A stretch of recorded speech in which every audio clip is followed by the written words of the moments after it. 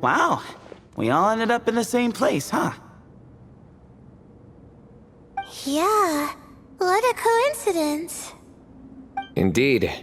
Or as I like to call it, the chai factor.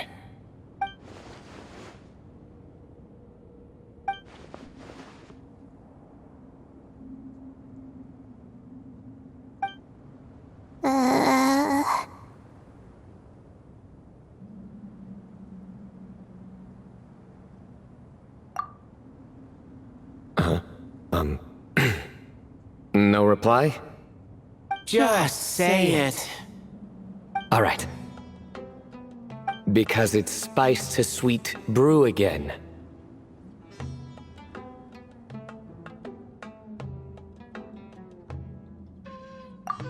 Oh, hey, that's a new version. Oh, wait, what? You've never heard that one?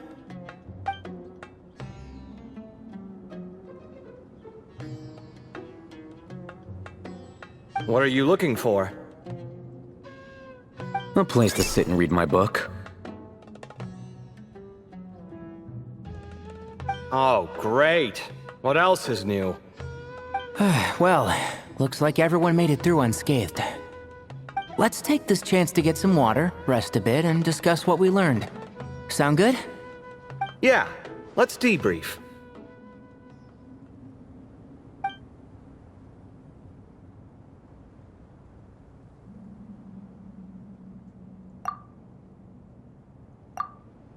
Okay, so we all learned a lot, but it feels like we ended up with even more questions. Yeah, but one thing's for sure. This place is tied to the Ibis King in some way.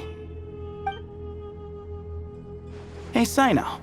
You're the current representative of Hermanubis. Can you call him up for a sec? Of course. Just let me sense his presence.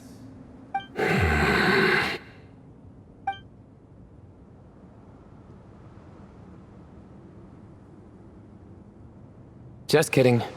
I can't sense him at all.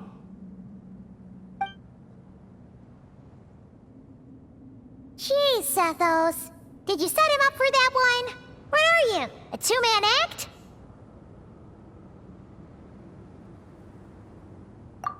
Sorry, Hermanubis isn't like the Ibis King. He can possess me, but I can't talk to him whenever I want. Oh, truly? Does that mean he's gone? Oh, I would have liked to reminisce about old times with him. Ah, the cat! It speaks! Of course it speaks. In fact, it is not an it at all.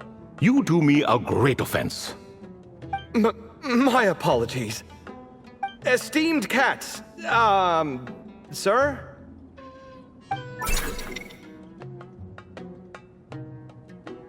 Oh, this little contraption is still here. Contraption? No, this is Marak. Which means you do his assistant a great offense. Huh? Well, I didn't mean... Well, I apologize. I wasn't referring to this Marak, but rather the thing that operates it. King Deshret was quite partial to it.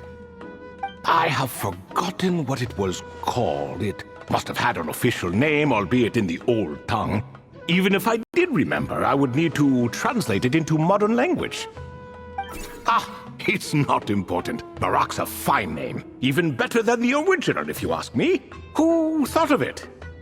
And the remodeling, quite well done indeed. This Marak looks much happier in its current form. Oh, and the components should have model numbers written on them. You can look them up if you're curious. This cat talks. A lot. Quite the one-sided conversation. Is this what the Ibis King was like? He seems quite eloquent. I wonder if he plays cards. Ha! I knew Marak was a great name.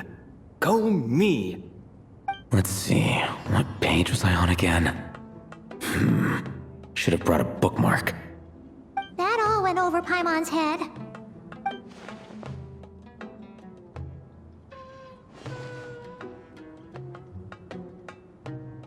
Hello indeed. For you to know my name. Yes, I was not mistaken. You are special among your companions. But you are all guests. It is only proper to invite you in. Come then, this way.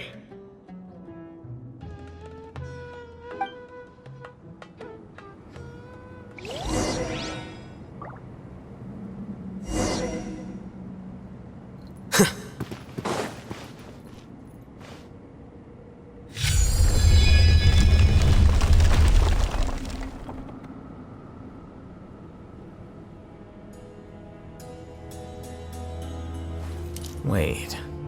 Huh?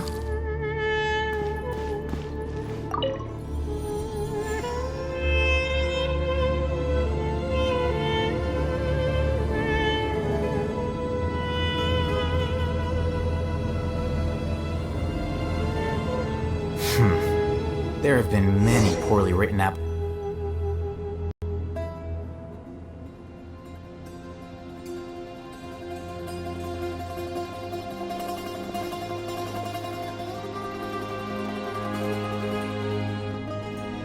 Welcome to my humble abode.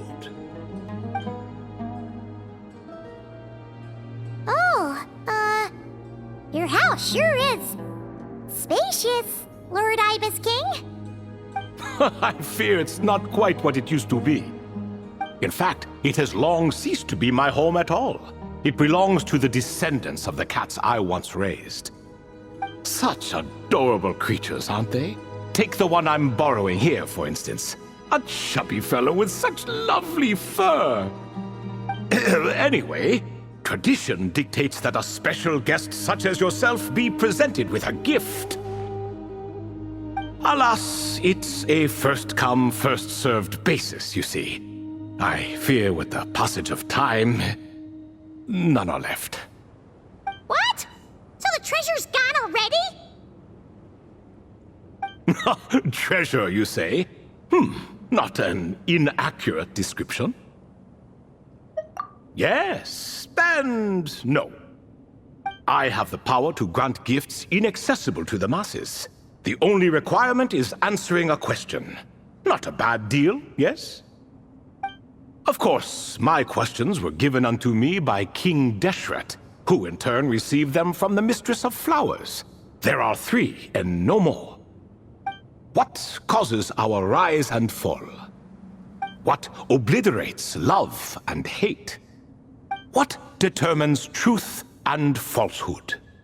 The more he talks, the less Paimon understands. I see. That must mean Gudars and Makaira managed to answer 2 of the 3. Another who understands. Oh, so that's the event those 2 slabs are depicting. Ah, priests and their records. A singular obsession, and quite boring, too. After being imprisoned within Aru, I could, on occasion, take the form of a cat to converse with those around me. But I despised speaking to them. No conversational skills whatsoever. Now, humans like you who stumble in here from time to time, you are much more interesting. Hold on, we're getting off topic again. The 3 questions you just mentioned? What are they for, exactly? Ah, that is a story that begins with King Deshret. And we're in for another long one. Nostalgia for the past is common to us all, is it not? And our king, he was such a proud, solemn man in those days. He watched us speak of the present and the future, of the wisdom we possessed or were about to obtain. We were his proud retainers, confident in our belief that, so long as each one of us used our abilities to the fullest, progress was inevitable. Yet, King Deshret's ambition was not destined to be allowed in a closed-off world such as this, so nothing went as planned. In fact, from the beginning, there were signs an outcome of this nature was inevitable, because although there were 7 pillars, one was forever absent. Al-Ahmar would insist the Dendro Dragon Sovereign was one of us, but the dragon herself rejected that idea. Huh. Like a card you can never seem to draw from your deck. More like a card that was never in the deck to begin with. Alas, that's just who Al-Ahmar was. There was nothing we could do about that. And I always preferred chess to cards. In the end, life grew unbearable for our king. But, of course, those who remain must continue to live on. But subjects like us were less fortunate. After all, the fate of a retainer is decided by the king, including the chance to walk away. So it was then that King Deshret had Kroko, Goti, and I locked up within Aru, where we remain to this day. Krako. Goti? Ah, of course. You're more familiar with their full names. Sobek, the Crocodile King, and Hereshef, the Goat King. And let me tell you, when it comes to chess, Hereshef was a habitual backseat strategist, always spewing nonsense from the sidelines. Well, Sobek was all too quick to take his terrible advice, to the point where I was the one who got accused of cheating. Chess is an exercise in patience, and that man couldn't sit still to save his life. He could never excel at that game. In fact, neither of them were good at chess. Even so, we played together often, and since I was always the winner, we got along quite well. What are you laughing at? Were we not good friends? No one's laughing. Paimon would never. No, not you. It's Goti. He's laughing for no reason again. Can you not hear him? Ah, right. Of course you can't. The two of them are inside Aru, as am I, so only I can hear them. What is even going on here? Has he, started to lose it after being trapped for so long?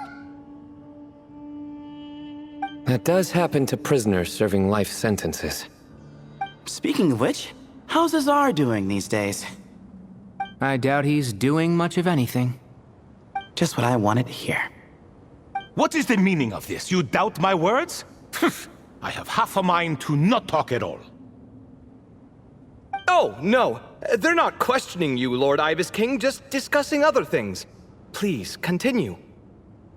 In that case, where were we? Getting to the part about the 3 questions. Hopefully. Ah yes, we're almost there. Before I entered Aru, King Deshret said I could be released from my eternal seal if I chose humans who could provide the correct answers to those 3 questions. The first person who caught my eye was Gudars.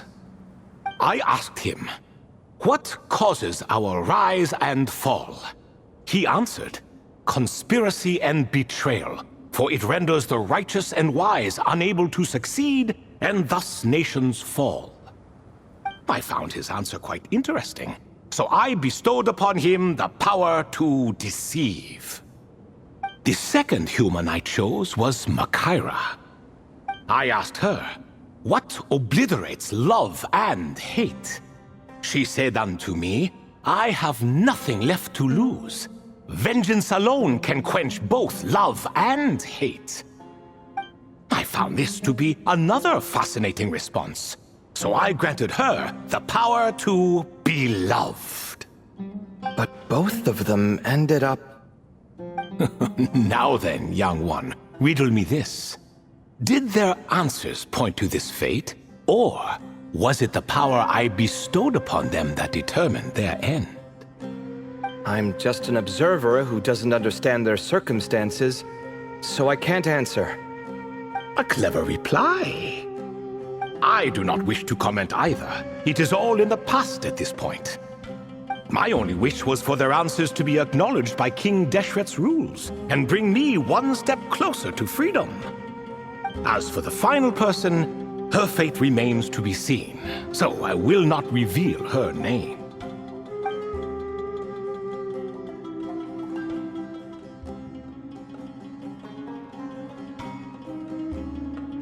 I asked her, what determines truth and falsehood? And found her answer quite compelling, so I bestowed upon her a gift to match. As you can see, however, I have not been freed, so it's clear the answer she gave at that time was wrong. But alas, 3 people were chosen and 3 questions were asked. So now all I can do is wait. Wait until her wisdom is in line with the rules set forth by my king.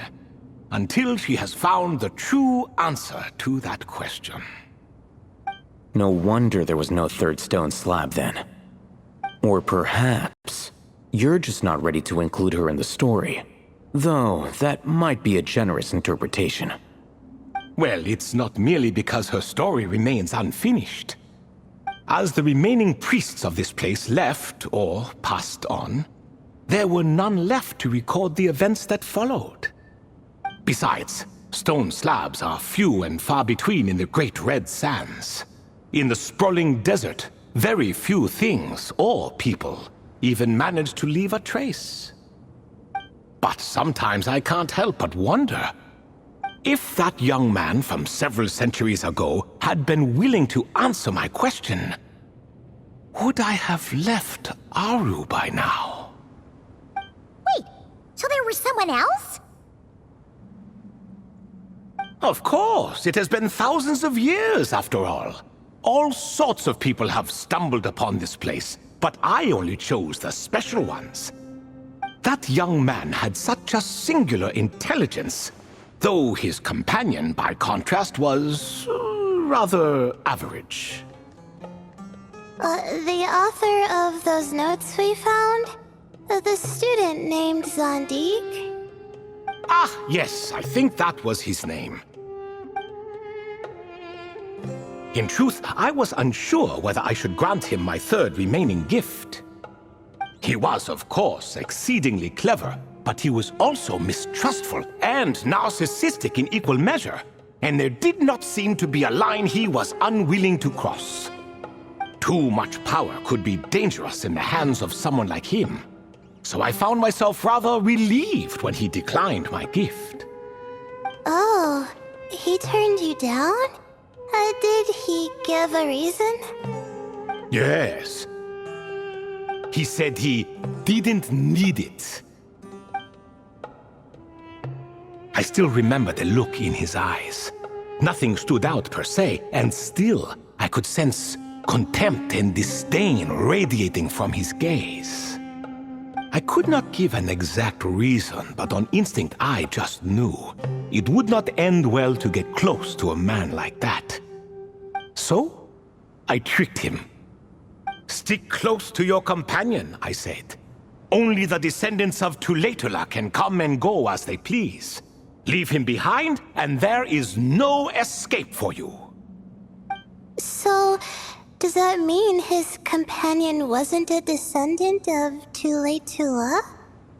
Oh no, that part was true. The lie was in the other half. Anyone can enter or exit this place. There are no restrictions.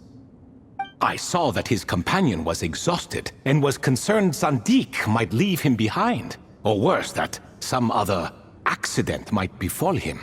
So I made up an excuse to prevent Zandik from going a step too far. Oh, and speaking of, Sandik's companion had the same blue hair and pointed ears as you. Wait, does that mean Layla's also a descendant of Tulatula?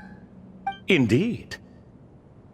When Hermanubis founded that city, he took in many who had nowhere else to go. Today their progeny are scattered to the 4 winds, and indeed are far more numerous than I could have imagined. So the person you protected could have been my ancestor. Yes, yes. You're very welcome for that. Could I ask another question, Lord Ibis King? Of course. I have nothing but time, I'm afraid.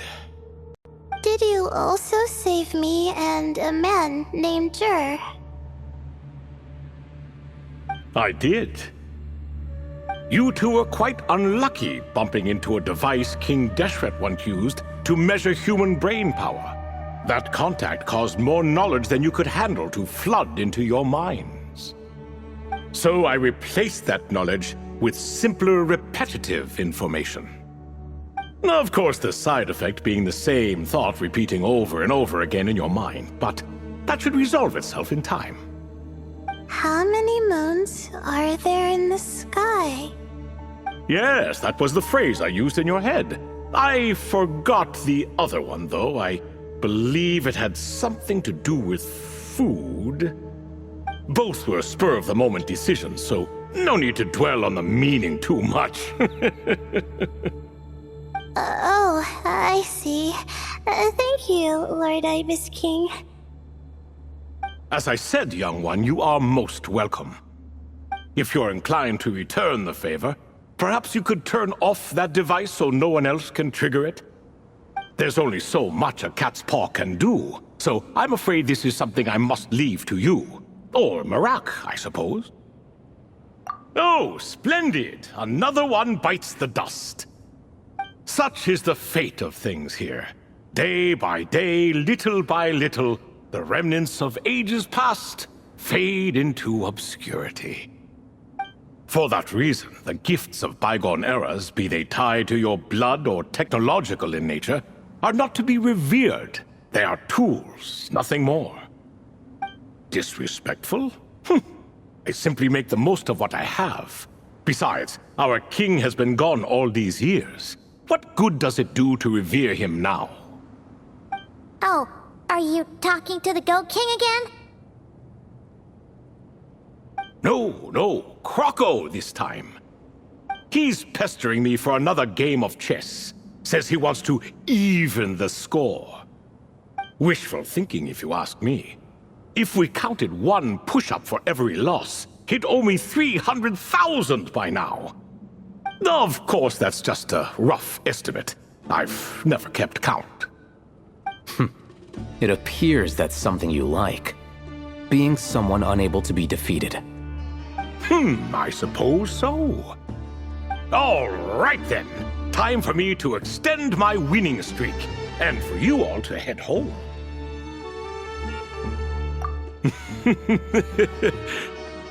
In truth, deep down, I know even the answers to those 3 questions will not change my fate.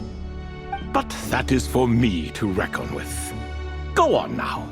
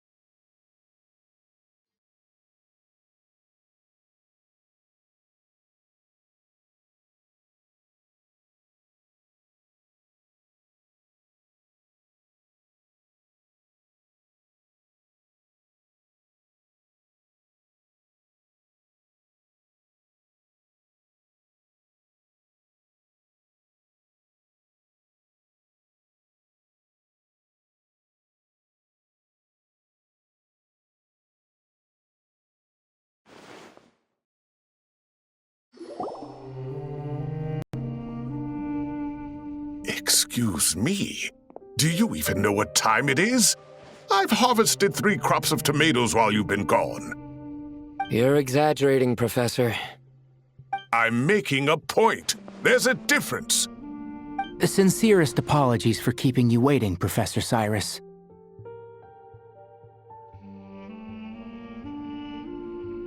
See, that's what I call manners. Now, are any of you hurt? Nope. It went way smoother than we expected, actually. I presume the investigation is complete then. Come, tell me all about it.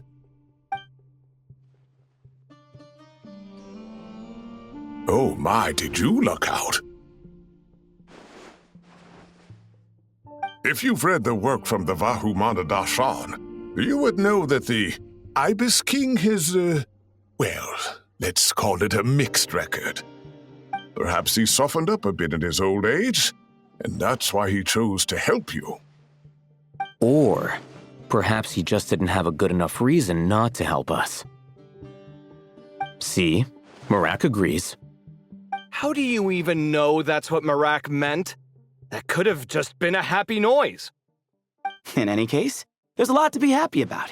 We figured out what happened to Layla and Jur, and there were some unexpected takeaways too. Yeah, I never expected to learn about my ancestry. I've always thought of myself as just an ordinary student. I never would have even considered something like that could be true. Come to think of it, our ancestors might even have been friends at some point. Huh? You're right. Maybe I should take a trip back home to see if I can find any records about that. Oh, I was just throwing that out there. I wouldn't want you to go to the trouble. It's fine.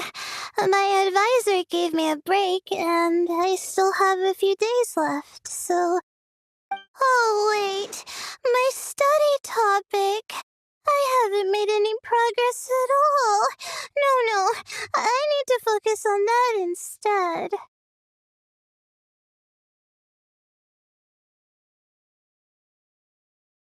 Right.